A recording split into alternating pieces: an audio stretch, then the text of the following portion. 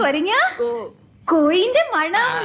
അത് പുറത്തെവിടെയോ ഒരു കോഴി കറങ്ങി നടക്കണ കണ്ട്. അല്ല, വെച്ച കോഴിന്റെ മണം. അത് ഏതെങ്കിലും ഹോട്ടലിൽ കറി വെച്ചോണ്ടിരുന്നപ്പോ ഇറങ്ങി ഓടിയതായിരിക്കും. അതാണ് വെച്ച മണം അല്ലേ?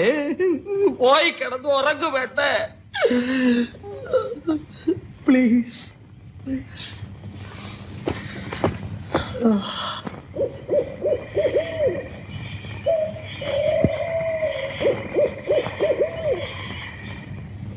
അവൾ ഉറങ്ങി, വല്ലതും കഴിക്കണ്ടേ?